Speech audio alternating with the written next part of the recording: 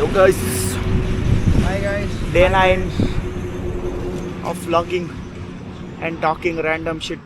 పేర్లు తెలుసు కదా, గాయపడ్డ సింహం విత్ గాలి సింహం. Reporting after n number of days. అయితే ఈరోజు గాయాల గురించి మాట్లాడదాం. గాయాలు అండ్ ఆఫ్టర్ మ్యాథ్. గాయాలు ఇన్ ద సెన్స్ గాయాలంటే ఎనీ గాయాలు ప్రాపర్ కాదు, మెంటల్ గాయాలు, ఫిజికల్ గాయాలు. గాయాల గురించి బాగానే మాట్లాడతారు, ఎందుకంటే రెండు సార్లు చేతి ఎరిగింది, ఒకసారి తలవాలి ఎరిగింది, రెండు నీళ్ళు ఎరిగినాయి, ఒకసారి కాలు ఎరిగింది. సో ఫిజికల్ బాడీ మెంటల్ గా మెంటల్గా అంటే నువ్వు మెంటోడి, నేను మెంటల్ మనం ఇట్లా మెంటల్ గాయాలు కాదురా రే, ఇట్లా మెంటల్ గాయాలు కాదురా. ఇప్పుడు మెంటల్ గాయం గురించి ఎందుకన్నా అంటే నేను చేంజ్ గురించి like I thought we can stir it to change అని అట్లా. ఇప్పుడు మెంటల్ హర్ట్ అనేది ఒక రైట్ టర్మేనా? ఫస్ట్ మెంటల్ హర్ట్ అనేది అంటే చాలా మంది అంటారు, చాలా మంది అనేది కాదు, వాళ్ళ పర్సనల్ అంటే నీ పాయింట్ ఆఫ్ వ్యూ. కెమెరా ఉన్నది నువ్వు, కెమెరా ముందర కూర్చొని మాట్లాడుతుంది నువ్వు, కాబట్టి నీ పాయింట్ ఆఫ్ వ్యూలో is mentally hurt a valid word to be used? 50-50. Why? First అసలు మెంటల్లీ హర్ట్ అంటే ఏంటి చెప్తున్నాను? మెంటల్లీ హర్ట్ అంటే ఇప్పుడు సమ్వేర్ సరే నాకైతే నేను ఒక పని అనుకున్నాను, ఆ పని కాలే, నాకు బాగా అవుతుంది, దాన్ని నేనేమనుకుంటా అంటే మెంటల్ హర్ట్. సో బాగా హర్ట్ అనుకో, బాగా హర్ట్ అని అంటావు. అదే నేను నిన్ను అడుగుతున్నా. నేను నా 50లో 10% అది, మిగతా 40% మిగతా 40% అంటే ఇప్పుడు సమ్ టైమ్స్ లోన్లీ ఎపిసోడ్స్, ఒక్కడివే ఉన్నావు, ఒకనే అయిపోయా, ఎవరితో మాట్లాడి దట్ లోన్లీ ఎపిసోడ్స్. నెక్స్ట్ 20% అంటే ఇంకా ఏంటి అంతే. ప్రకారం మెంటల్లీ హర్ట్ అంటే ఏంది? వాడు ఒకటి అనుకుంటాడు, అది కాదు, డిసప్పాయింట్ అవుతాడు, దాన్ని నేను మెంటల్లీ హర్ట్ అనను. అదే పని మళ్ళీ మళ్ళీ అవుతూ ఉంటే అప్పుడు హర్ట్ అవుతాడు వాడు. నాకే ఎందుకు ఇట్లా జరుగుతుంది? అదే నేను ఒక్కనేనారా, అందరు మంచిగా ఉన్నారు అని వాడు కంపేర్ చేసుకున్నది గలీజ్ వాళ్ళతో కంపేర్ చేసుకుంటే వాడు బెటర్ అనుకుంటాడు, మంచి వాళ్ళతో కంపేర్ చేసుకుంటే నా బతికి ఎందుకు ఇస్తుంది అని అనుకుంటాడు. Simple math.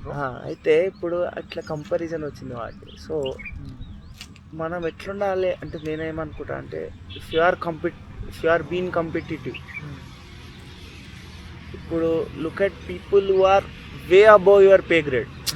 వే అబోవ్ అంటే కొంచెం చిన్నగా 1 లెవెల్ 2 లెవెల్ కాదు, way above your pay grade. నా పాయింట్ ఏంటంటే నువ్వు కాంపిటేటివ్ నేచర్ గురించి మాట్లాడుతున్నావు కాబట్టి first of all if the person is being competitive this no proper reason for him to get hurt. ఎందుకంటే కాంపిటీషన్ లో ఉన్నప్పుడు బెటర్ ఎట్లా కావాలన్న ప్రిపరేషన్ లేదంటే కాన్స్టెంట్ ప్రాక్టీస్ అనే మూడ్ లో ఉంటాడు. కానీ అడే వాడంతా రీచ్ కాలేకపోతున్నా, నేను వీడంతా చేయలేకపోతున్నాను, ఎందుకు హర్ట్ అవుతాడు? కావద్దు కాదు కారు అసలు కైతర్రా కారు అయ్యే వాళ్ళు ఫస్ట్ అసలు కాంపిటీషన్ అది ఫస్ట్ థింగ్. అది వాళ్ళు ఉంటున్నామని చెప్పి వాళ్ళ బ్రహ్మలు వాళ్ళు ఎట్లా డెల్యూజన్ లో బతుకుతుంటారు. సింపుల్ అట్లా someone is about to get offended. అయితే ఇప్పుడు కాంపిటేటివ్ నేచర్ అనుకున్నాం. కాంపిటేటివ్ నేచర్ ఎట్లా అంటే competitive nature thrives on change. First thrives అంటే బతుకుతుంది, లేకపోతే ఇప్పుడు మనం వీ థ్రైవ్ ఆన్ వాటర్, మనం నీళ్ళ మీద బతుకుతాం అట్లా. అంతా స్కూల్ నుంచి ఎంత బాగా నేర్చుకున్నావు? లేదురా, అంటే పెరుగుతూ డెవలప్ అయిందా? ఏ కాలేజ్ మీది? మాదే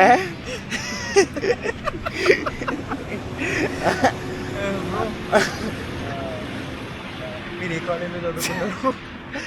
మాది డిగ్రాడ్యుయేట్ కాలేజ్. డిజనరేట్స్ ఉంటారు మా కాలేజ్లో.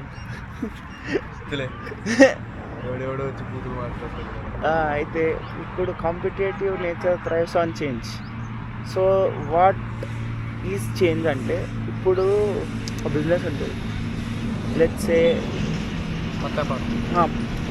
Cotton business. కాటన్ బిజినెస్ ఉంటుంది. ఇప్పుడు కాటన్కి కూడా డిఫరెంట్ క్వాలిటీస్ ఉంటాయి. ఇప్పుడు కాంపిటీషన్, ఇప్పుడు నా దగ్గర ఒక పొలం ఉంది, అందులో సరే సి గ్రేడ్ క్వాలిటీ ఉందని, నా పక్కన పొలమోడు వానికి దగ్గర ఏ గ్రేడ్ ఉంది. అప్పుడు నేనేం చేస్తా, I should either try to get the quality good, or ఇప్పుడు నేను నేను ఇప్పుడు కూర్చొని అరే నాకు క్వాలిటీ మంచిగా అయితే లేదురా అని బాధపడ్డా అనుకో ఏం కాదు. కాబట్టి what should we do is sit and think about how we can change. అంటే మనం ఏ స్టెప్స్ తీసుకుంటే we can get the quality better. You can always be a better person. అది You can always make things better. అది ఆలోచించాలి. అరే సరే ఇప్పుడు తప్పైంది. కాంపిటేటివ్ నేచర్ లో ఉండాల్సిన మెయిన్ మోటివే అది. అది లేకుండా చేంజ్ కాకపోతే నువ్వు ఎప్పుడు సరే నువ్వు అనుకున్న కాంపిటీషన్ ఎప్పటికీ గెలవలేవు. సరే ఇప్పుడు if you take life as a competition you should change every second and every day and every minute. ఇప్పుడు అట్లా చేంజ్ కాకపోయినావు, if you are not getting adapted or if you are not been adaptive you will be left behind. Batching అయితే ఒక experience లా ఉంటుంది. అయితే ఉంటుంది సర్లే మంచిదే కదా అని చెప్పి. ఇప్పుడు ఇంకొక కోడ్ ఉంటుంది గ్యారీ వీ అని, like you guys should know about Gary Vaynerchuk or something. Gary Vee అంటే ఒక సోషల్ మీడియా ఇన్ఫ్లుయెన్సర్ టైప్స్ అనుకో, డిజిటల్ మార్కెటింగ్ అని చేసేది ఇలా. అయితే ఆయన బేసిక్ ఒకటే చెప్తాడు, నీ బిల్డింగ్ అంటే like if you want your building to be biggest in the society there are 2 ways. You build your own building as the biggest or destroy all other buildings. అంటే చిన్న చిన్న బిల్డింగ్స్ అన్ని destroy చేసినావు అంటే you will be the highest. లేకపోతే నీ building మీద నువ్వు ఫోకస్ చేసుకొని నీ బిల్డింగ్ ఒకటే కట్టుకున్నావు అంటే that will be the highest. So choice is ours. అంటే ఇప్పుడు మనం నెగిటివ్ ఉండి లేకపోతే అందరిని ఎక్స్ప్లాయిట్ చేసుకుంటున్నావు, లేకపోతే అందరినీ నా కాంపిటీషన్ గలీజ్ అనుకోను, లేకపోతే కాంపిటీషన్ తీసేద్దాం. నెగిటివ్ గా ఉండి ఎక్స్ప్లోర్ చేద్దామన్న థాటే జనాల మధ్యలో ఎందుకు మూవ్ చేయాలి మనం? ఇప్పుడు పాజిటివ్ గానే ఆలోచించవచ్చు. అయితే మనం ఏం చేయాలంటే we should try to get better our self. అంటే సరే ఇప్పుడు పక్కన ఇల్లు పెద్ద కట్టిల్లు, అంటే ఇల్లు అంటే లైక్ నాట్ లిటరల్లీ ఇల్లు, వాడి ఫ్యూచర్ అదే ఏదో వాడి సంథింగ్ సమ్ XYZ వాడు కట్టుకున్నాడు. So instead of sitting and thinking about అరే ఇట్లా కట్టారా వాడు, ఎందుకు కట్టారా, నా ఇంటి మీద షాడో పడుతుందారా, లేకపోతే నాకేమో ఇబ్బంది నా, you try to get better your self. అంటే నువ్వు ఎట్లా పని చేసుకోవాలి, the matter. So change is necessary for everything. అంటే లైఫ్లో change is necessary. The same way we change our locations. Same way I change my architecture. Building వస్తున్నాను కాబట్టి చెట్టు గురించి మొదలు కదా. లాస్ట్ నేను కూడా కొడతాను 200 రూపీస్ పెట్టి. అది వాడుంటాను. అది చిన్నదో లేదో తెలియాలంటే స్టేట్ బ్లాగ్లో చెప్తాను. Coming to the point, feelings mentally first of all ఎందుకంటే తోడం హట్ అవ్వాల్సిన అవసరం ఏముంది నీకు? లైక్ హట్టాల్సిన అవసరం ఎందుకు అంటే you either try to value the other person more than yourself value, more than its requirement. అంటే more than it deserves or more than she deserves. వాడు అడిగిన దానికంటే వాడికి కావాల్సిన దానికంటే ఎక్కువ వాల్యూ ఇచ్చినప్పుడు వాడి నుంచి ఆటోమేటిక్గా ఎక్స్పెక్టేషన్స్ పెరిగినప్పుడు సింపుల్ ఇంగ్లీష్లో చెప్పాలంటే వాడు ఎక్స్పెక్టేషన్స్ మీట్ అయ్యిండు అంటే అరే ఇంకొంచెం బాగా చేస్తే బాగుంటుంది, డిసప్పాయింట్మెంట్లో ఉంటాడు. వాడు అసలు చేయలేదంటే అరే వీడికి నేను ఎందుకు వాల్యూ ఇచ్చినా, వీడికి అసలు ఇవ్వకుండా ఉండాల్సింది ఇంకా బాధపడుతుంటా ఉంటుంది. వీడికి ఎక్కువ ఒకవేళ ఆ పర్సన్ నీకు ఎక్కువ వాల్యూ ఇచ్చినట్టు వీడు నాకు ఒక్కడికే ఇస్తున్నాడు అంటే మిగతా వాళ్ళందరూ కూడా ఇట్లా ఇస్తున్నా అన్న డిసప్పాయింట్మెంట్లోనే ఉంటుంది. నీ లైఫ్ అంతా డిసప్పాయింట్మెంట్లో ఉన్నప్పుడు నువ్వు హట్ అయితేనే ఉంటావు. అదే live in the moment, enjoy the moment. అంతే. ఇప్పుడు చేంజ్ లైక్ అడాప్ట్ కావాలి. అరే అవురా boy, some day one guy did not meet your expectation, one girl did not meet your expectation, adapt and move on. Simple. అంతే, realise, adapt and move on. But don't repeat this. Repeat కానివ్వకుండా చూసుకోవాలంటే అరే అదే కన్ఫరెంట్. ఎందుకంటే మన ఇండియాలో repetition value అన్న కాన్సెప్ట్ని చాలా ఇంపార్టెన్స్ ఇస్తుంది. జనాలకి ఒక దగ్గర చేయి పెడితే చేయి కాలుతుంది, కాలు పెడితే కాలు ఎదుగుతుంది అన్న బేర్ మినిమం ఐడియా ఉన్నా they want to test it out in real life even after the get hurt. నువ్వు దాన్ని ఎప్పుడైతే పని చేస్తావో నువ్వు అని కాదు, మీరని కాదు, వీడని కాదు, నేనని కాదు, ప్రపంచానికి నా ఆరా స్ప్రెడ్ చేస్తున్నా, ఇట్లా ప్రపంచానికి నా థాట్స్ స్ప్రెడ్ చేస్తున్నా. నువ్వు అంటే ఇక్కడ యూనివర్స్ని నేను అడ్రస్ చేస్తున్నా. So hotspotting my thoughts into the universe.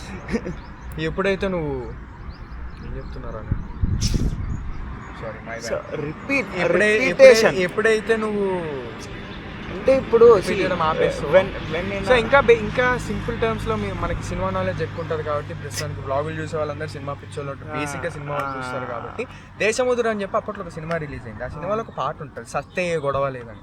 So దాంట్లో చరణంలో ఫస్ట్ చరణమో సెకండ్ చరణంలో ఒక పాట ఉంటుంది, అరే చేసిన తప్పే మళ్ళీ అది చేసే తప్పు. దాని తర్వాత ఇంకో లైన్ కూడా ఉంటుంది, పోయి తప్పే చేయకపోతే అది ఇంకా తప్పు. ఫస్ట్ ఆఫ్ ఆల్ మనం తప్పు చేయాలి, రియలైజ్ అవ్వాలి, సెకండ్ తప్పు కొత్త తప్పు చేయాలి. అంతేగాని పాత తప్పే చేస్తాను నేను, అదే తప్పుడు నా కొడుకులాగా ఉంటా అంటే ప్రపంచం కూడా నిన్ను అంతే చెప్తారు. ఇక్కడ ఒక పిచ్చుక సౌండ్ బాగుంది. సో బేసికలీ అడాప్టివ్నెస్ ఉండాలి. So adaptiveness and change are the biggest drivers in building life and are a growing life. ఇప్పుడు మీరు చూస్తున్నట్టయితే ఇక్కడ ఒక చెట్టు కట్టినాను, ఎందుకు కట్టినానో తెలియదు. చుట్టుముట్టు 350 పైన చెట్టు ముక్కలు ఉన్నాయి. నేను ఒక ముక్క పెట్టి కింద పడ్డ తర్వాత ఆ ముక్కను మళ్ళీ అదే ప్లేస్లో పెట్టట్లేదు, నేను వేరే ప్లేస్లో పెడుతున్నాను. That's how it is. Change is good. Change is good, change is better, change is adaptability. Adapt కావాలి. ఇంకా కమెంట్ సెక్షన్ ఖచ్చితంగా అడుగుతారు, ఏం గంజా కొడుతున్నావు, స్పీడ్ ఎమర్జెన్సీ. సో బరనబ బరవా